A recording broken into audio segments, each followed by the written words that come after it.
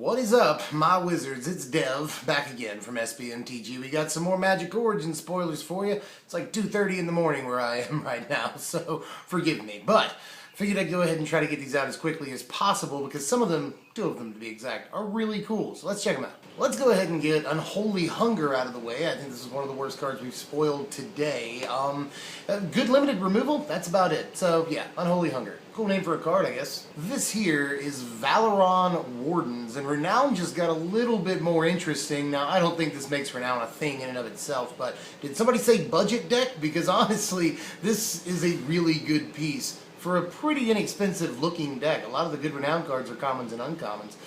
So I actually do like this a lot. I like the implications of it. It's a 3-mana, 3/4 once it goes Renown, and draws you cards when things go Renown. So that, you know, drawing cards is a very powerful effect, especially in something like green. So I do like the card, although I'm fearful it won't have too many actual applications.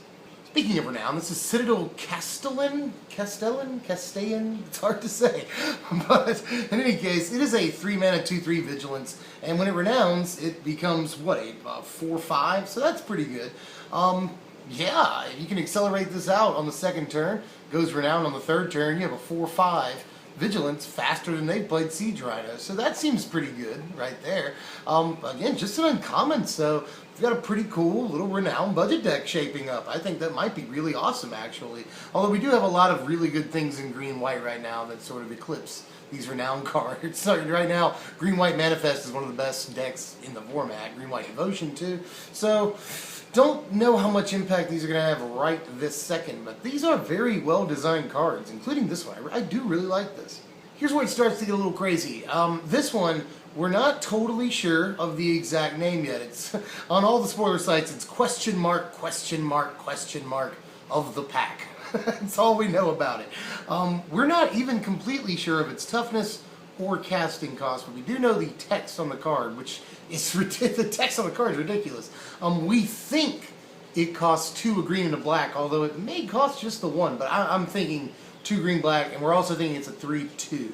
But again, we're not totally sure, but check out that text in case you can't read that. That's whenever this enters the battlefield, then they lose, a target opponent loses life equal to the number of elves you control. It's pretty good, right?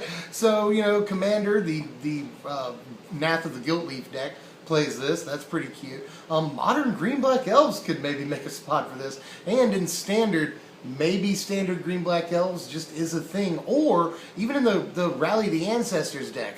this we could revisit that because this card looks pretty good, all things considered. I like the implications of something like this, even if it costs 4 mana. It's neat. Now here's a card. This is Archangel of Tithes. Archangel of Tithes obviously goes in mono white, and 3 white that's very prohibitive. This looks really good. Now it doesn't really interact very well with any of the crazy dragons in the format right now. Dies and it doesn't survive a Jutai swinging. It can't block Stormbreath Dragon. That's really bad, so we may have to wait for Stormbreath Dragon to rotate in October, but all things considered, this is a really good looking card, man. 4 mana, 3/5 flying, that's pretty good right there. And then what we call a propaganda effect, that where they have to pay mana to attack, or in this case block, that's really good. Don't remember having seen that second ability, the other version of it, on a card before, but just them having to pay 1 to attack, that shuts down a lot of aggro decks, or at least shuts down their combat tricks, even if they do get to swing in with everything. So, all things considered, I do really like this card, although I think maybe, you know, we were talking about mono-white soldiers the other day. This would be a good sideboard card against other aggro, whatever, but I do, other than that, I mean, that's pretty narrow, but I do, other than that, think that it has applications, but it all depends on the strength of mono-white, and we're not really convinced on that right now. So, altogether, I think it's obviously a really interesting card, but kind of a degree of separation. We're not really sure if it's going to be really good or just playable, you know? So let me know what you think about these cards right here, because I think a couple of them are really interesting, if not 3 or 4 of them, honestly. So I like them. I think they're fair spoilers, definitely. Anyway, yeah, remember to like, share, comment, subscribe, do all those things. Hitting the thumbs up button helps us a lot, and we're trying to grow, and we appreciate when you do that too. Thanks for all the new subs lately. Welcome to SBMTG. There's going to be more of these spoilers. A couple of deck techs coming up soon, so stick with us. I'm Dev from that channel. I'll see you guys later. Thanks for watching, Wizards.